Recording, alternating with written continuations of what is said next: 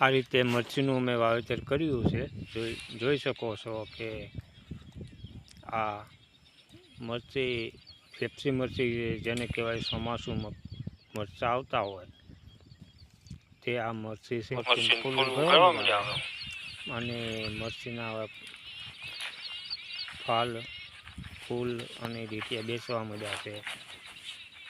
વેલે વેલે અત્યારે લાગે પણ બહુ નજીકથી આ મરચીનું વાવેતર કરવામાં આવેલું છે।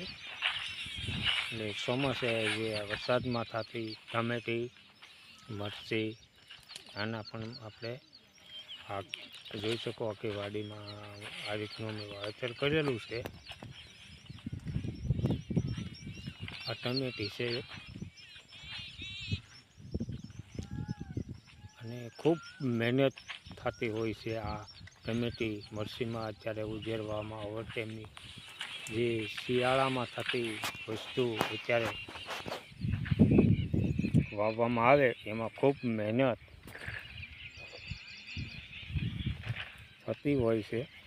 માટે આ જમીન જે માર્કેટ આ જો કેવો રોગ કોઈ પણ જાતનો નથી આ છોડમાં, સ્વસ્થ અને એ નિરોગી છોડ હોય તો જ આમાં ઉત્પાદન મળતું હોય છે।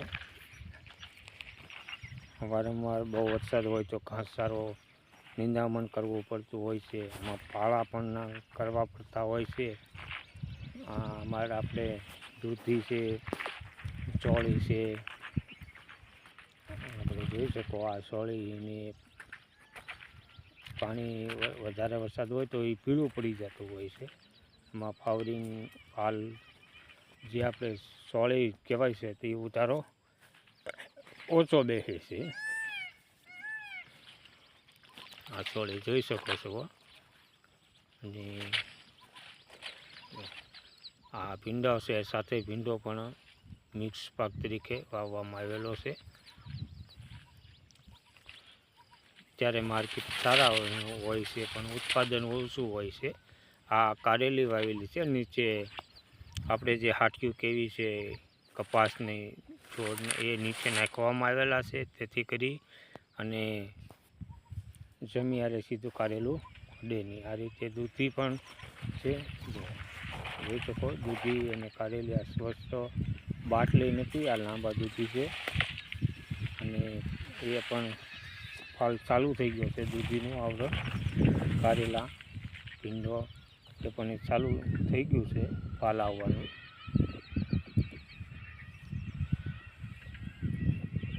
આ રીતની ખેડૂતોને ખૂબ મહેનત થતી હોય ત્યારે માર્કેટ સુધી આ શાકભાજી પહોંચતી હોય છે। આ મહેનતની પાછળનું જો ખેડૂતોને માર્કેટ સારું મળી રહે તો તેમની મજૂરી મળી રહે।